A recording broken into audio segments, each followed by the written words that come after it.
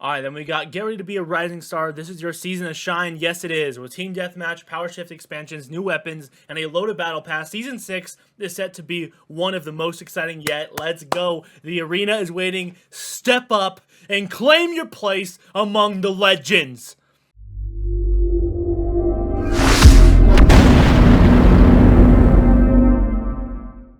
Hey guys, I'm Gray from Gray Plays Games, and today we're going over the Season 6 patch notes of the finals. So, for those that don't know, I'm really enjoying this game, and they just got an update, and I was wanting to check out the patch notes, so I figured why not just make a video out of it.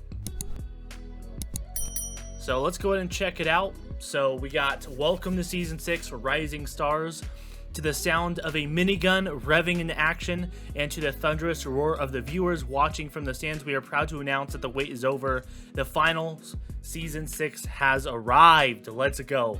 I'm actually really excited for this. I'm actually planning on streaming this quite a bit, so maybe we can start grinding out this season. The season brings new ways to compete, an updated arsenal to utilize when impressing the sponsors, and more ways than ever to climb the ranks. Whether you're here for the chaotic coin bath of our expanded game modes or more arenas than ever before, the striking new battle pass, or the new weapons, yes, that is the assault rifle for the double magazines, okay. This season is packed with style, action, and generational plays to be made. Here's everything you need to know as you step into Season 6 Rising Stars. Alright, so Team Deathmatch is here to stay. Let's go. So for those that don't know, this was a limited time mode that they brought last season, and it was very popular. I did get to try it out, and I actually thought it was a lot of fun, so I'm glad they're bringing it in permanently into Season 6 for the game. I will say this is a very underrated game in my opinion. I feel like this is just where it's at in terms of FPSs for those first-person shooters. And I feel like maybe one possible turnoff for new people is the fact that they have to play in one of the objective-based modes, whether that's quick cast or power shift or even ranked, or actually I don't even think they'll let you do ranked right off the bat. You have to play like I think 30 games. I could be wrong on that, but now that they have Team Deathmatch, I feel like a lot more people will be able to get more comfortable with the game quicker and possibly then transfer over to quick cash. I don't know. We'll see. But anyways, it's a permanent quick play mode for Season 6. That's awesome. The 5x5 coin bath is back and has expanded to 6. Yes, 6. Okay. That's interesting. So they added more people. Alright, and they also got new maps here for Fortune Stadium. So, okay, Horizon, Las Vegas. That's cool. So they got all those maps there. Jump into quick play, fight for a leaderboard spot, and earn progression rewards. More on that below as you compete for foreign fortune and fans. That's in the quick play? That's interesting. So they're adding some sort of progression in quick play. They didn't say ranked. They just said progression reward. So that's interesting.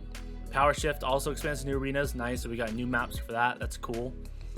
All right, quick play progression. Yeah, let's see what that's all about. Starting today, whenever you play any of the quick play game modes, quick cast, team deathmatch, terminal attack, or power shift, you'll earn quick play points to increase your quick play level, which you can advance over to the course of the season to get unique rewards. Oh, that's cool. Can you go down though? I hope not. Otherwise, that seems like ranked to me, right? You'll earn points regardless of the match outcome, like World Tour, okay, but victories will reward you with even more. Nice. So there's still that incentive. That's cool.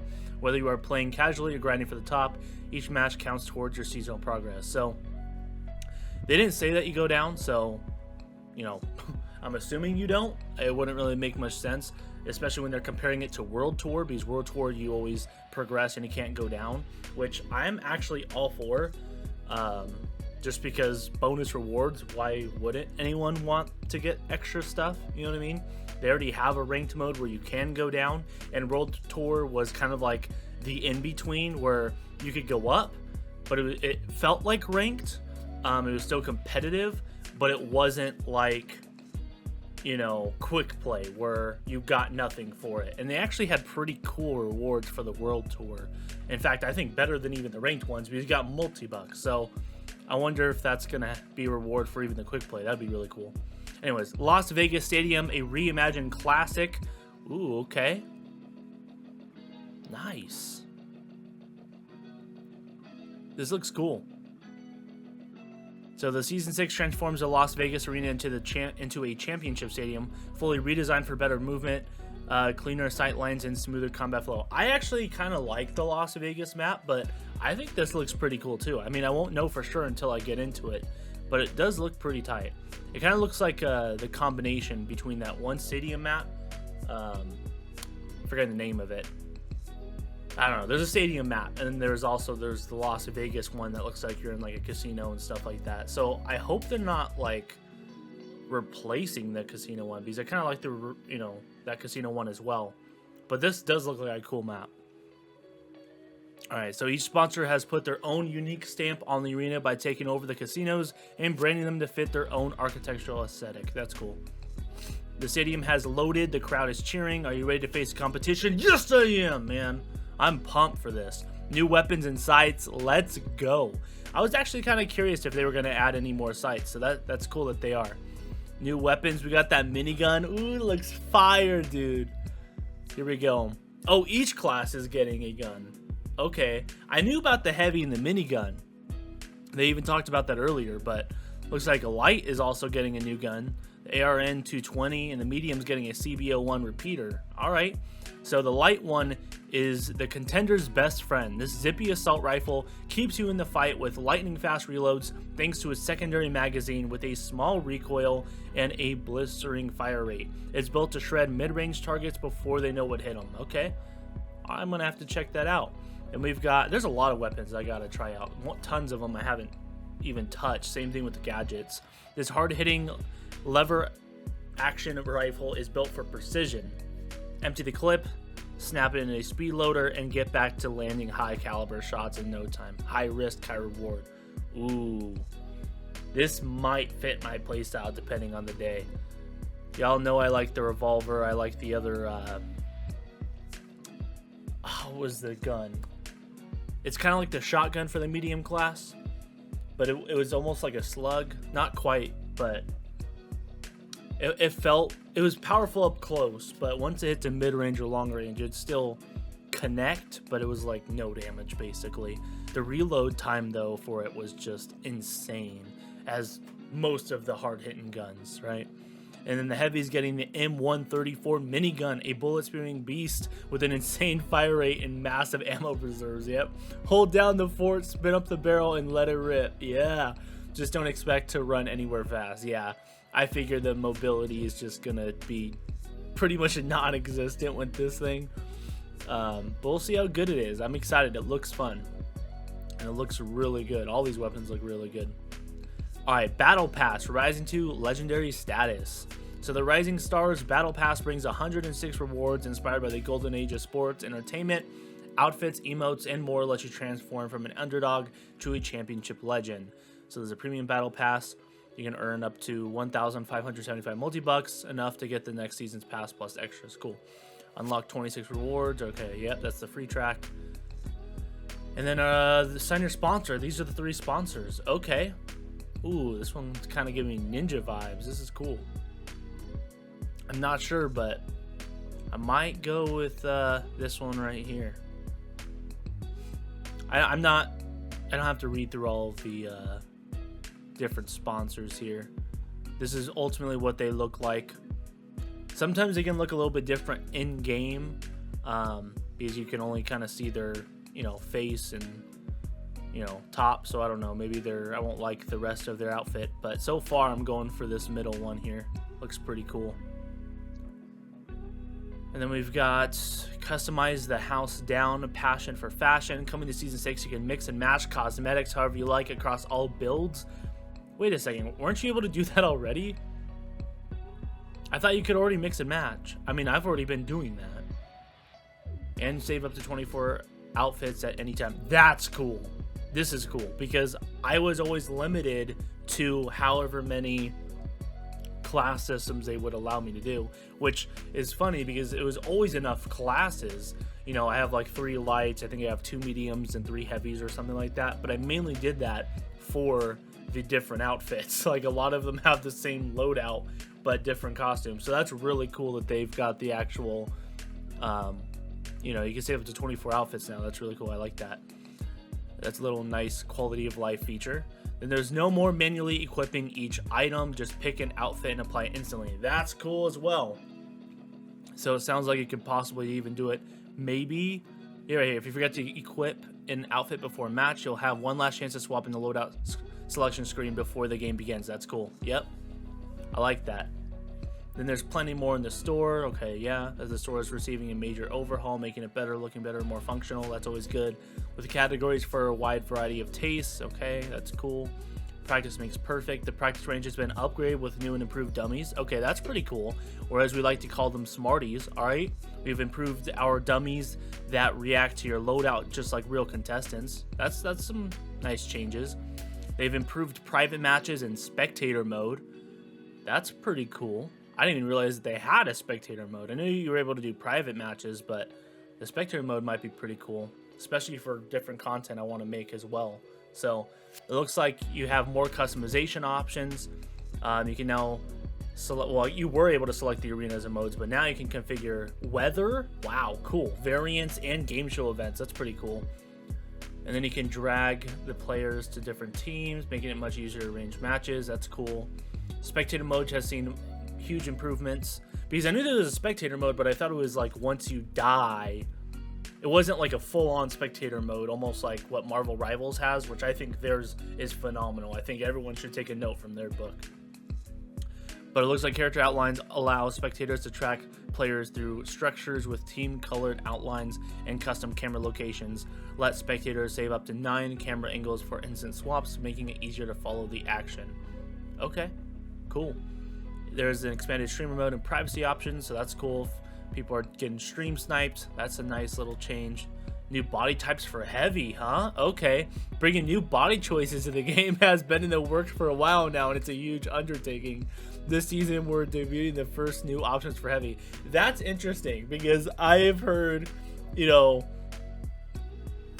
I've heard people love it, how it is, and hate it, right? Like, I can't tell you how many times I have heard people say, why is my heavy so fat, man? I don't want him to have that extra weight on him. So I wonder if that's what they mean. Maybe they're going to have like just superhero built, you know, heavies or something, or maybe fatter lights. I have no idea. I thought it was fine, especially with all the different customization you can do with the, you know, cosmetics and such. But hey, man, to each their own. I'm actually kind of excited for this change. I think this is cool. More customization is never a bad thing, right? So that's cool.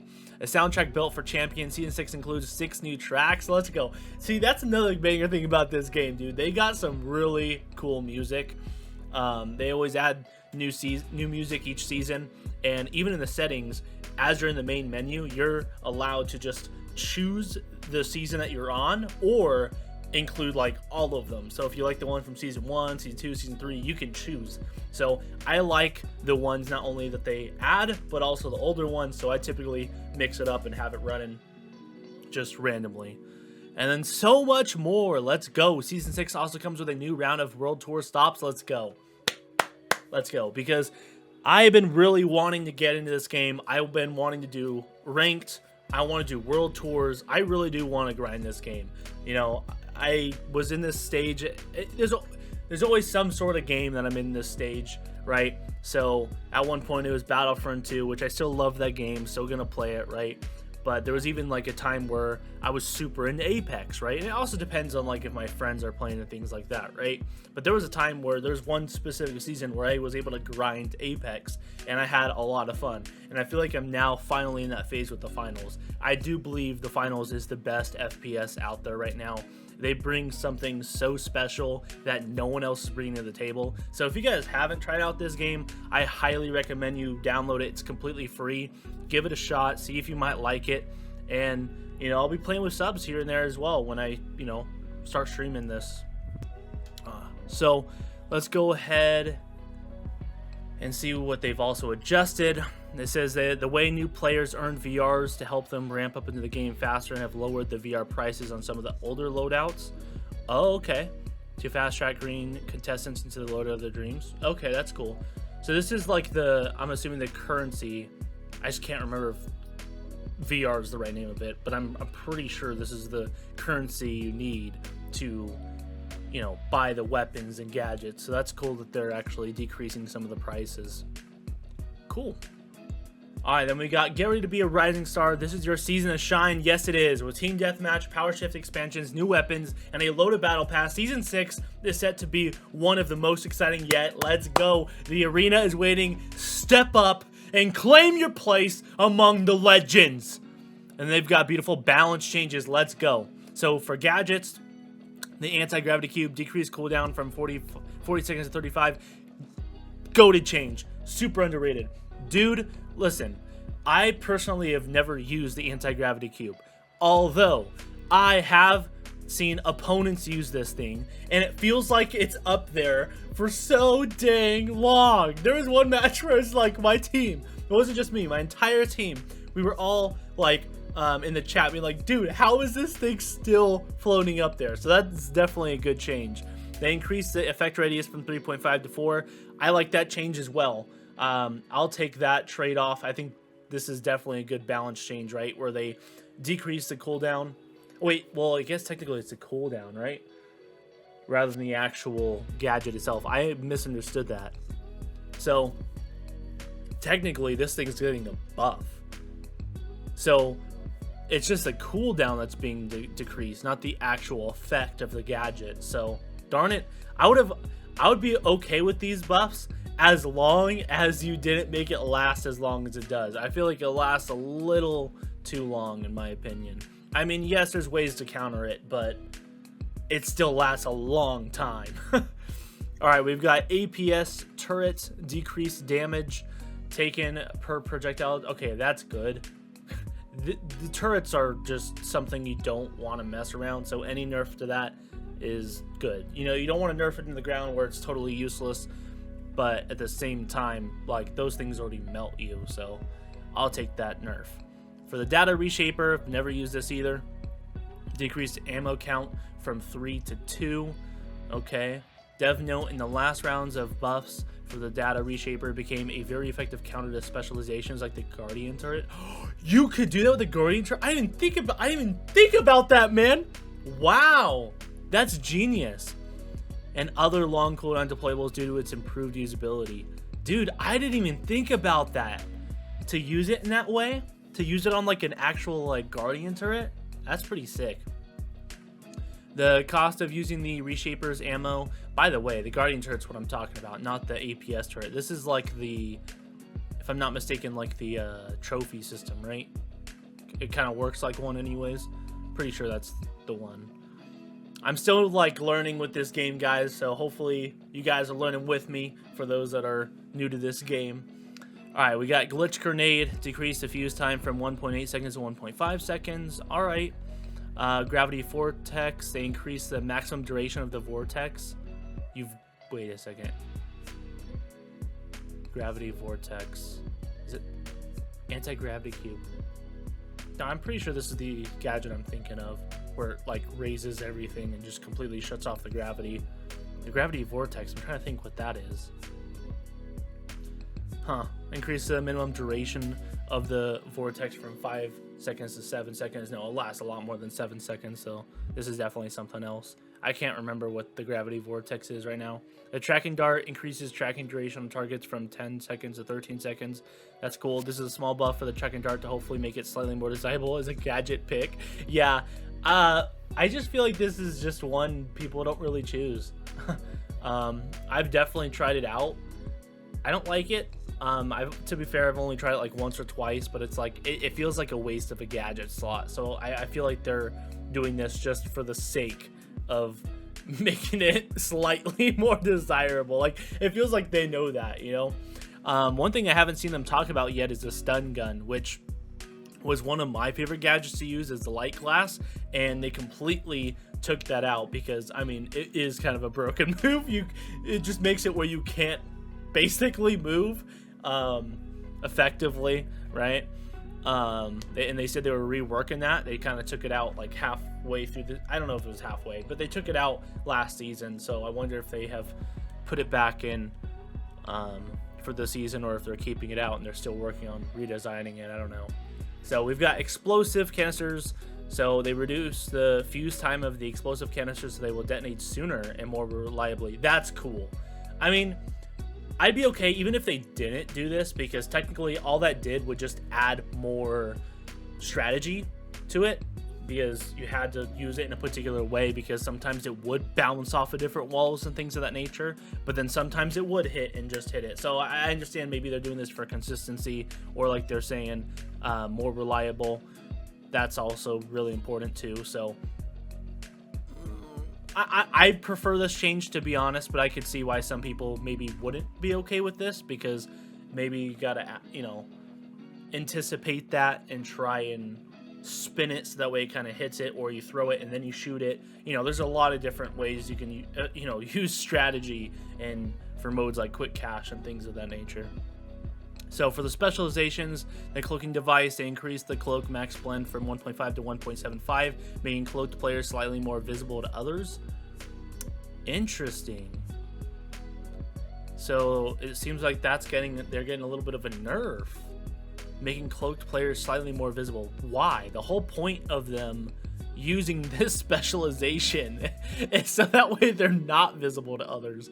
It almost feels like it defeats the purpose of using that. I mean, yes, it's only a tiny bit, but you already got to stand still, which in a game like the finals, like if they see you moving and then all of a sudden you stand still, they have an idea where you're at and they can just, you know, spray and pray. Typically when you use that, you're already kind of low. So I don't know how I like that change. I feel like that's already how it is, one of the least picked ones from what I can see. I feel like the grapple hook is one of the most used ones. That's the one I personally use, but I don't know. What do I know? Increased delay before transitioning into cloak from 0 to 0.5 seconds. Increase the time it takes for a player to disappear. Yeah, man, they're definitely nerfing this thing. It takes an extra whole half a second. I don't like that. Like, it doesn't sound like a lot, but a half a second standing still before it changes you to being invisible, it just completely makes this almost useless. Like, why not just use a vanishing grenade at that point? You know what I mean? And use a gadget rather than a whole specialization. Anyways. I do like their dev notes. Like, they are putting like a bit of reasoning behind it, which you don't see a lot of companies do. I really like that they're doing that. Plus their communication is super on point, as well as their, you know, advertising. I don't know if, you know, advertising on social media anyways is pretty good with their ways of communication. We know that some players find the cloaking device very frustrating to face since we increase its duration. Who is complaining about this? I'm very curious who's complaining about this, because they're using a specialization. You got people with grapple hooks, and you've got, what's the other one? You got people with, I forgot the other one. I'm brain farting. I know it. It'll come back to me later anyways. But we really like that the previous changes to it push it more towards giving players a sneaky style of play, rather than using it for straight up evasion and combat. To try and address this player feedback while retaining this play style. They changed the name. Okay. So I didn't know people were really complaining about this, you know? I mean, they're obviously seeing way more feedback than I am, so I guess overall this is a good change. Like I said, I haven't been super competitive with this game, but trust me, this season we definitely are. We're going to get real competitive with it. We're going to grind it out, have a lot of fun, learn new strats, become really good at the game.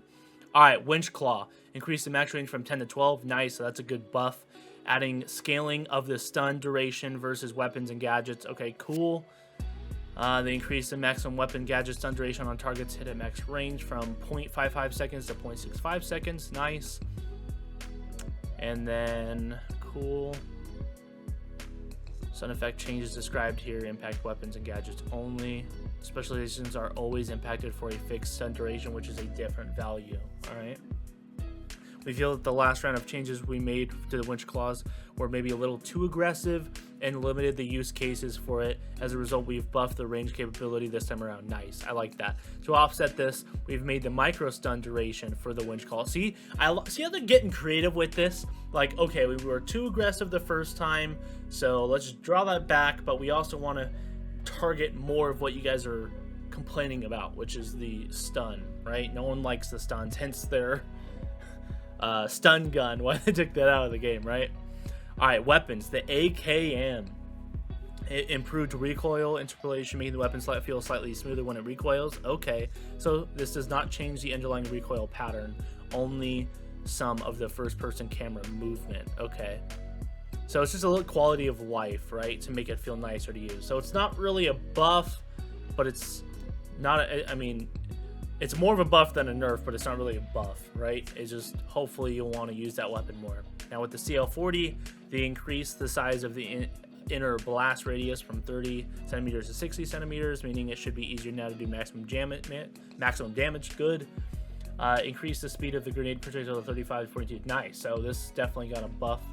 And decrease the projectile gravity module of 1 to 0.9, giving projectiles a slightly flatter arc. Nice. The CL40 feels slightly underused to us compared to other weapons, so this is a small buff in its effectiveness to try and make it more desirable. I like that. Dude, I love their dev notes, dude. I love it. I love it. Lets us know what they're thinking and why they're making certain changes, you know? I feel like that sort of communication we don't really see from AAA developers or studios anymore, you know what I mean? At least I don't see it very often. Dagger. Not saying it doesn't exist. It definitely does. It's just hard to find. For the dagger, increase damage of the regular attack from 50 to 60. Increase the damage of non-backstabs of 50 to 75. Wow. Okay. This small buff of base damage is intended to make the weapon's attacks other than backstab slightly more viable for combat in certain situations. Okay. The FAMAs, we got improved recoil interpolation, making the weapon feel slightly smoother when it recoils. So same thing as the AKM. The FCAR, decreased recoil intensity for bullets 5 through 7 in the firing sequence, making the weapon slightly more stable. Okay, nice. So some weapons are getting some buffs. I like this. Okay. We've got the desired pump action, or sorry, decreased pump action duration from 0.82 to 0.7, allowing the gun to fire faster. Love that. Doing it for usability and competitiveness of the weapon. Love that. LH1 decreased damage from 46 to 40. Ooh, so the LH1 got a nerf. The LH1 has been a very strong performer this season, even at closer ranges, which we didn't fully intend this to be. The change is damage is aimed at addressing that and also bringing it more in line with the other weapons' performance. Love that. All right, the M11. All right, I'm expecting a nerf. I could be wrong. All right, this was my gun. All right, this was my go-to weapon. So, and it was good. It was good. Like, I didn't think it was like so OP, but I could definitely see them nerfing it just in terms of balancing with some of the other weapons. But let's see. We've got the increased damage fall off max range from 15 meters to 17.5, giving the weapon a slightly longer effective range. Okay, so they buffed it? That's crazy. I mean, yes, that drop off was huge in terms of damage, but that was the whole point of using that weapon, is you had to get up close and personal for that weapon to be effective. That was the main drawback, because up close and personal, there wasn't very many guns that could beat it. Like, yes, you got the stupid swords and stuff, right? The melee weapons. But in terms of actual weapons, there was only a few that I saw kind of get close, which was like the XMP, which is another light weapon. So I don't know. That my experience was it definitely didn't need this, but I'll take it. I love this weapon, so sure, I'll take the buff. All right, they decreased damage fall off multiplier from 0.62 to 0.52, meaning the weapon now does slightly less damage at range.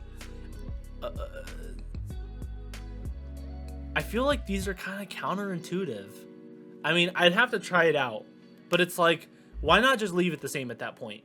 If you're gonna buff it because you want it to do better at range, why are you now nerfing the damage at range? You see what I'm saying? Like, I don't know. Like, they're increasing the damage and then decreasing at the same time, you know, at a certain range. So, I don't know. I felt like it was at a nice sweet spot where you had to get up close and personal. The M11 has been outperforming a number of longer ranged weapons, which was not intended. Really? This small adjustment should make it slightly less effective at longer ranges, but increase the effective range slightly. Okay. I think I see what they're doing with this then. Okay. So, okay, I can see it. I can get around that change, right? A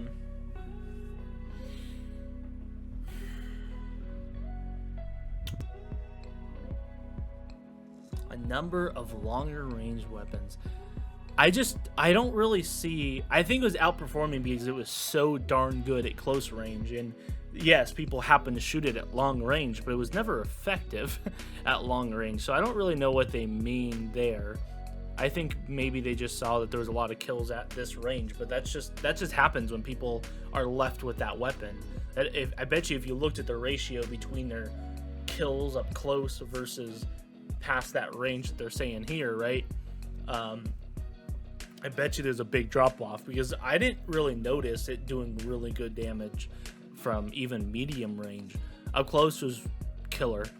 Medium range, it wasn't like horrible, but it definitely wasn't good. You might as well use the XMP or some other weapon, right? If for the medium range or to long range. So we'll see how it feels now. Now, for the M60, they increased the damage from 19 to 20, so a small buff there. Nice. Increased damage fall-off range from 32 to 35. Give the weapon a slightly longer effective range. Nice. So a nice buff there. A lot of weapons are getting buffs. That's cool. We got the Pike, 5.56. We got the decreased damage fall-off minimum range from 50 to 45. Giving the weapon a slightly shorter effective range. Okay. They decreased the damage fall-off max range from 50 to 60 meters. 55 to 50 meters, giving the weapon a slightly shorter effective range. Alright, so this one's getting nerfed.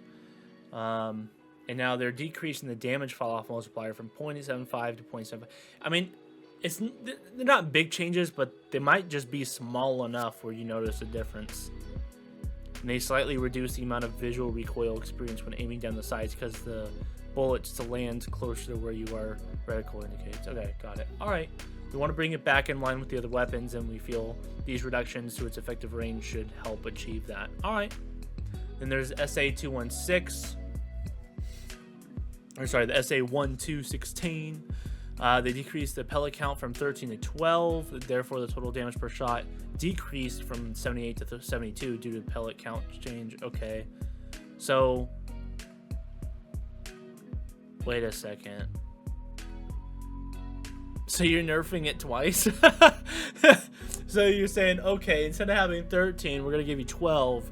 And instead of it doing 78 damage, we're going to do it to 72. I don't know why they said due to pellet count change. Like, why? You're saying, since we're giving you less, we're also going to decrease it because we gave you less. That doesn't make much sense. Unless I'm understanding it wrong, which, could be. Alright, increase the damage fall off the minimum range from 10 meters to 12.5, giving the weapon a slightly longer effective range. Okay. And the XP54. This is the one I was compared to the M11.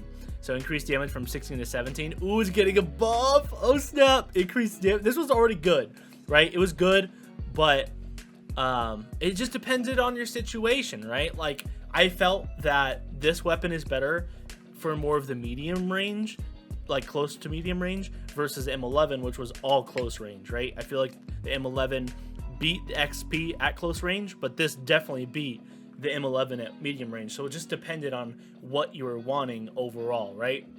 I have the grapple hook, so I fit that in my playstyle to move around people and get up close and personal, So it's getting a buff, which is cool. I know before the M11, this was the gun that I would use, and I believe this is what the gun Sparty also used when he played. I could be wrong on that.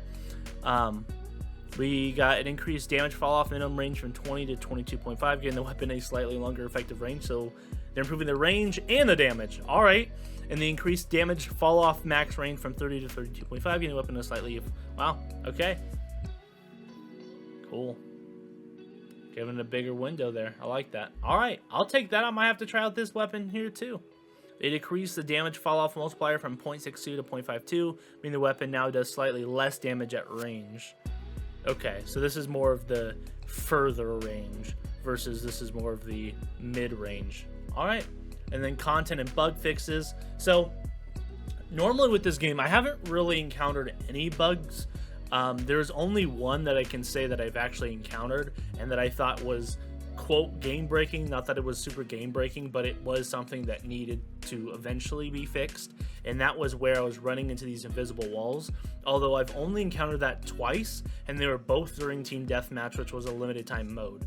So I'm not sure what the reason was behind that. I am sure there was some sort of collision thing, but you know, when you have this much destruction in the game, who knows? Who knows, right? So I wonder if that's in here. Quick melee animation now show properly while vaulting. I didn't know that was an issue.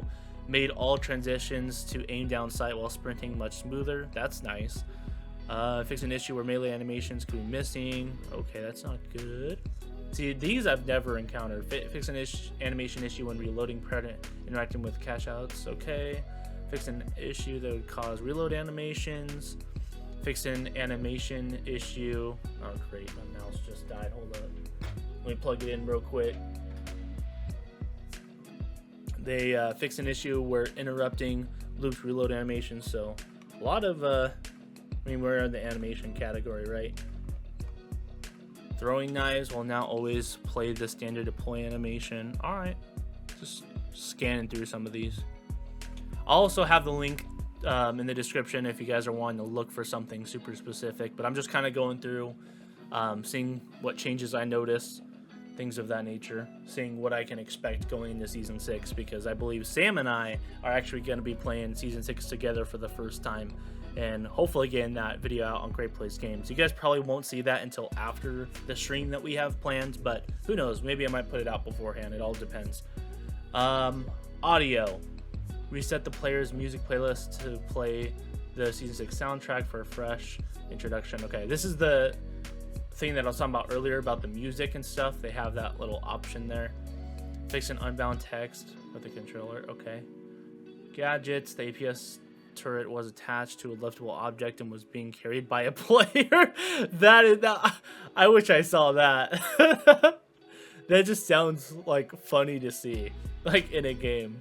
That's funny.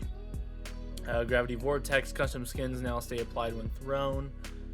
Gameplay interactions with statues and cash out should now be much less likely to be incorrectly interrupted at the start of the interaction. Added sorry as an emote option. Nice, I like that. Sorry for taking so long. Does he have to say that whole thing? I would have loved for them, because I could totally see people using this as a in a way of being sarcastic. Free fly camera now ignores camera direction, meaning pressing the spacebar will always make the camera ascend vertically. Okay. Fixed carried objects. Players held weapon. Players using invincibility will now be okay. Rare issue where players would lose respawn tokens when being revived. What? Because when they were talking about the respawn tokens, they're talking about ranked or world tour. When being revived, that's horrible. Good thing I've never ran into this issue, but that can't be fun, especially in ranked, where you get revved and it still takes a token. Ouch. Fixed issues with the enemy outline, sometimes not having the correct color. Fixed an issue where player can enter a flying mode after. I saw a YouTube short about this. That was funny. People were doing some pretty crazy stuff with this. I didn't think it was anything game breaking, but anyways, they fixed it. Fixed an issue with auto sprint not triggering after respawning, because in order to execute this, you needed the skill anyways. You had to have known it was there, and you're messing around, people throwing portals everywhere, doing 360s. Like, it wasn't something you could just easily pull off. I mean, I guess maybe with some practice. It didn't sound very easy based off of how he was describing it. It was definitely something you'd have to practice. But anyways, crosshair is now disabled correctly when emoting. Okay, fix a rare bug where outlines could show up friendly. Wait, where outlines would show up as friendly? Yes, I did encounter this one, but it wasn't a huge big a deal because you're already dead at this point. You know what I mean?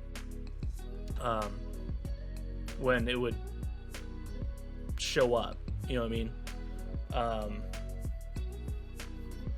I'm pretty sure anyways that this didn't happen while you were live. I think it was just a spectating thing.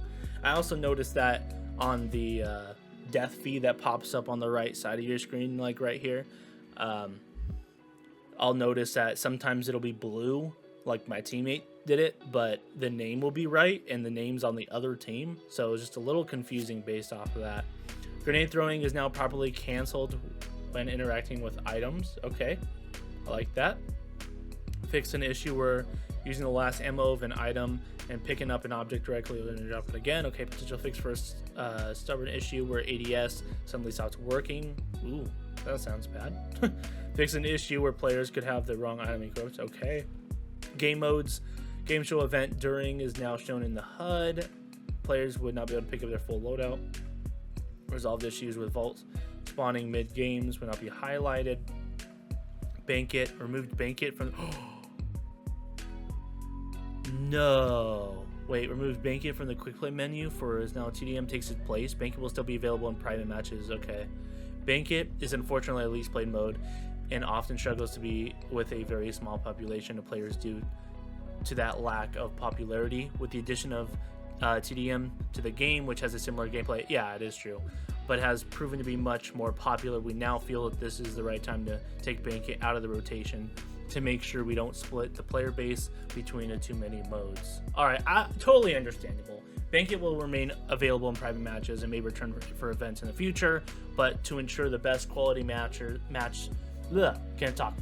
but to ensure the best quality matches across our modes, it will no longer be a base. You know, that's not too bad actually. I mean, they still have it in private matches, which is always great. They said they might bring it back for events. That's cool.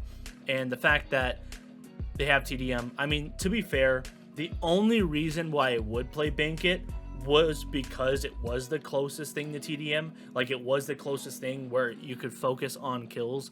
Yes, there was more objective outside of kills. It was almost like a combination of TDM and Quick Cash, but not exactly the same. Like, if you killed somebody, they'd drop some the coin that would be worth $1,000, right? So you can pick that up and you can store them. So if you got 5 kills, it's almost, it reminds me of a kill confirmed from Call of Duty. You know, when you kill someone and the dog tag drops and you try and grab it. But in this case, if you grab 5 dog tags, which in this case are just coins that represent, each coin represents $1,000, and someone kills you, you're going to drop all 5 of those $5,000 in those 5 coins if you don't deposit it into like the vault or whatever. So I mean, it wasn't a bad mode, but I definitely think I would enjoy TDM as well as most of the player base, as it seems to be here even by what they're saying. So not as bad.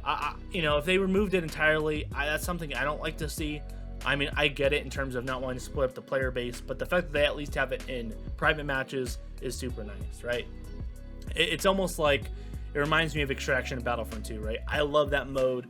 It seemed like a lot of people also love that mode, but for whatever reason, they decided to combine it with Strike, and then now I can feel like I never get to play it. You know what I mean? But at least now I can still have that opportunity if I want to play with you guys or friends or whatever, you know? We got Ranked Cash Out. No way. So I'm assuming this is just the Ranked mode, because that's pretty much what it is. It's Cash Out with a twist, right? I'm thinking of Quick Cash, right? Because it is a little bit different from Quick Cash. But let's just see what they have to say on that. Updates the scoreboard and tournament overview screen in ranked tournaments. Okay, so yeah, they're talking about ranked here. Previously shown information such as seeing other teams, other players' rank score, other players' games will not be presented to players before or during the match. This change is intended to prevent previously seen behaviors where teams would use this information to target avoids. I don't like this. And would monitor the status of opposing players to the leaderboard instead of scouting physically. And so players will now need to use scouting or learn from it. Yeah, no, I don't like this. So basically what they're saying here is inside of a ranked match, you would be able to look on the scoreboard and you can see everybody's individual rank. And they're saying, well, if this person's a high rank, then people would start teaming up on this guy. But I understand what they're trying to prevent, but at the same time, it's like, it's nice to know who you're up against. Like, for example, when I was getting put in, I was going against people in gold when I was in bronze, right? And it's like I'm talking everybody on all the teams. Like, I was the only bronze, and then I had 2 teammates that were bronze. So our entire team was bronze, and everybody else was gold. And I'm just like, how is this fair? I mean, we still did pretty darn well, but it just goes to show, like, why wouldn't you use that to your advantage, right?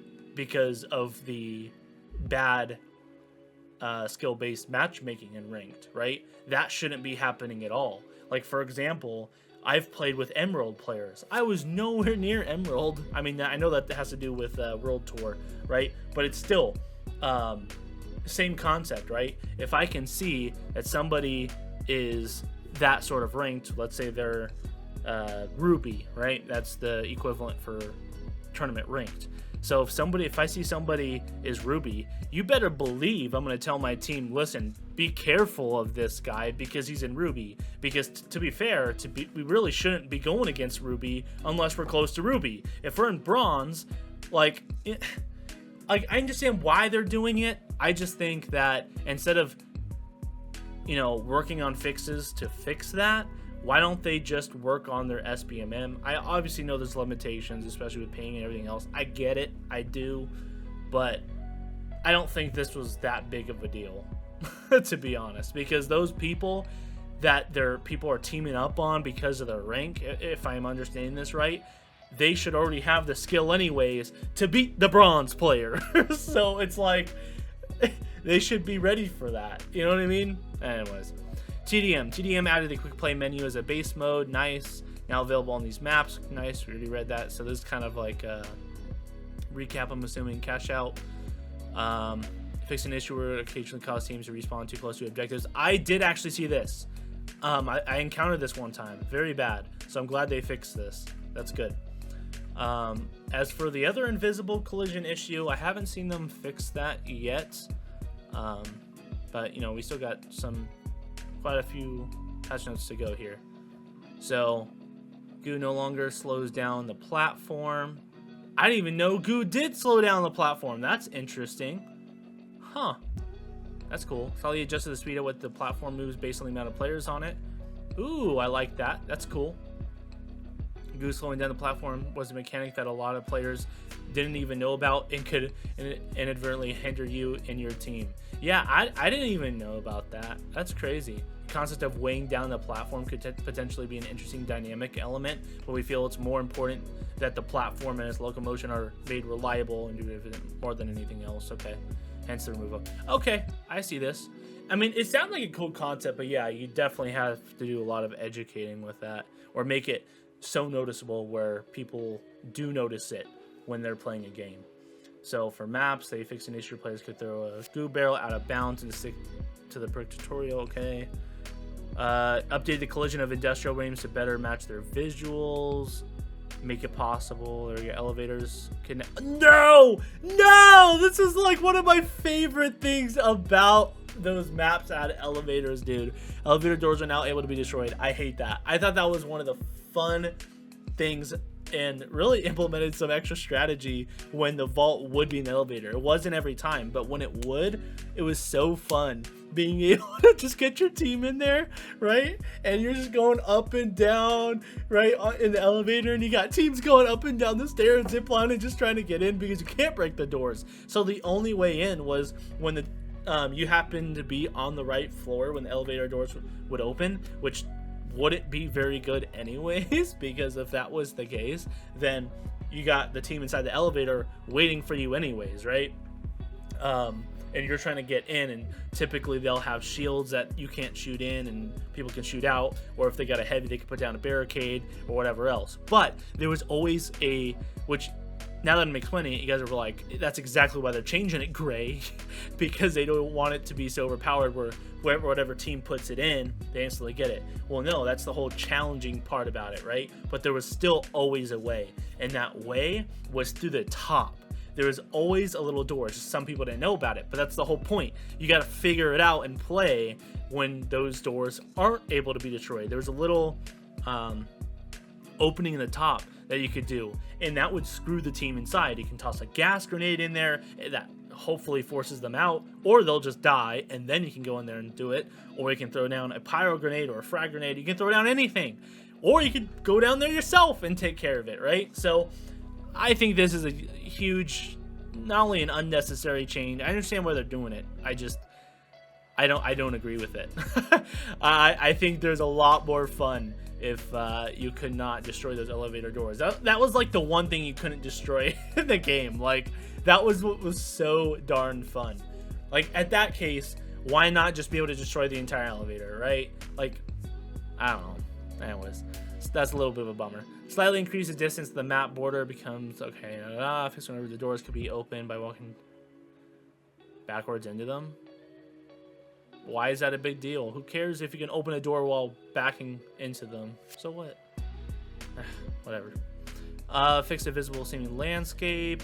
Fix a gap in one of the roads for better traversal. Performance improvements. Honestly, like, I mean, I know it's just on that map, but the game runs pretty dang well. The performance has always been pretty good from my experience anyways.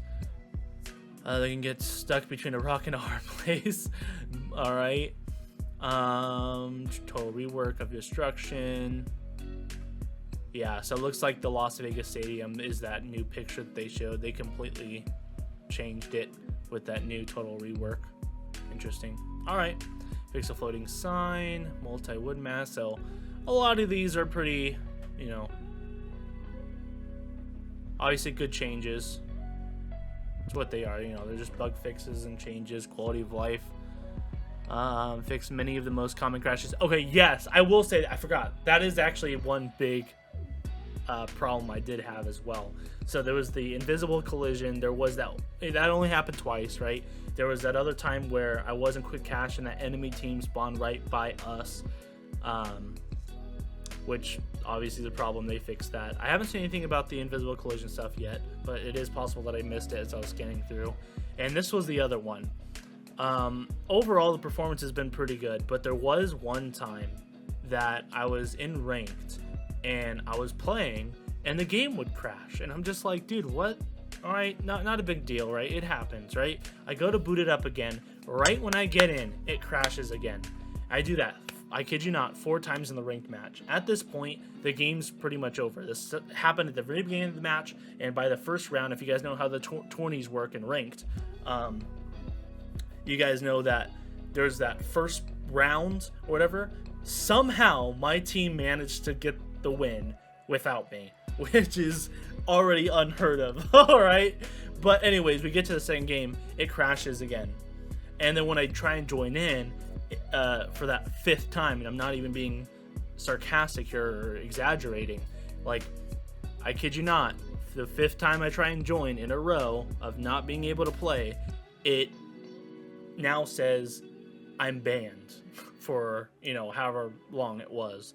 And I just thought that was ridiculous because it all had to do with the game crashing on me. So that's good that they fix a lot of the most common crashes. I mean, it didn't happen very often, but boy, that was very annoying that one particular day, and I did have a couple other crashes on different days as well. So that is good that they fixed some of that. Overall, though, performance has been pretty good. Let's see, UI here, VFX, weapons. Oh, we got sights for these right here. Wait, fix an issue with the flamethrower would sometimes visually merge together with other items, making both unusable. Huh. Interesting. There's a looking glass. Let's go, dude. So here's some of the new sights right here. So we got a holographic sight for these looking glass here. Adder, reflex. I'm down to try a lot of these right now. Compact reflector. Security and anti-cheat. Nice. Actually, I haven't really seen any hackers. At least I don't.